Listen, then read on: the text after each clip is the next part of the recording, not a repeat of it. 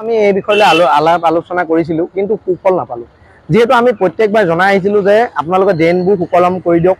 Jorhat municipality বোৰ্ডক অনুৰোধ জনাইছোঁ মই যে অন্ততঃ ড্ৰেইনখিনি সুকলম কৰি দিয়ক, কিন্তু ইয়াৰ সুফল পোৱা নাই। যিহেতু ইজনে সিজনে দায় হোৱা মন্তব্য কৰি আছে, মিউনিচিপালিটিৰ দায়িত্ব আমাৰ নহয়, কিন্তু এইটোতো নহয়, আমাৰ এটা সুফল ব্যৱস্থা কৰি দিব লাগে যে অন্ততঃ ড্ৰেইন পানী আবদ্ধ হৈ থাকে।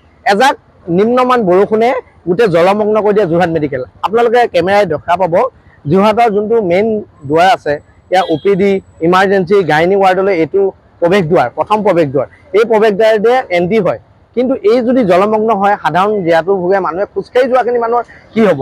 আপোনালোকে কেমেৰা দেখিছে 108খন কেনেকৈ লাহে লাহে চলাবলৈ, যিহেতু স্পীড গ'লে আনজনৰ গালৈ পানীৰ ছিটিকাৰ সম্ভাৱনা থাকিব পাৰে। যিহেতু সকলো মানুহ এইটো ৰাস্তাইদি আহে, কিন্তু এটাই মোৰ অনুৰোধ, বীৰ লাচিত আমাৰ দাবী অত্যন্ত স্পষ্টকাতৰ যে অধ্যক্ষজনকো আমি বাৰ্তালাপ কৰিছিলোঁ যে ইয়াৰ ব্যৱস্থা এটা কৰি দিয়ক, কিন্তু কোনো দায় হোৱা মন্তব্য আমি কৰি আছোঁ নাই কৰা। এতিয়া প্ৰায় টাইম হ'ল 1মান বজাত, কিন্তু এতিয়ালৈকে কোনো কৰ্তৃপক্ষ, মিউনিচিপালিটি বোৰ্ডে হওক, যোৰহাট মেডিকেলৰ কৰ্তৃপক্ষ হওক, এই পৰ্যন্ত অহা নাই। কিন্তু এয়া আমি অতি দাবী জনাইছোঁ, অতি সোনকালে ইয়াৰ ব্যৱস্থা কৰক, নহ'লে প্ৰতিবাদী কণ্ঠ হ'বলৈ সাজু থাকক আপোনালোক।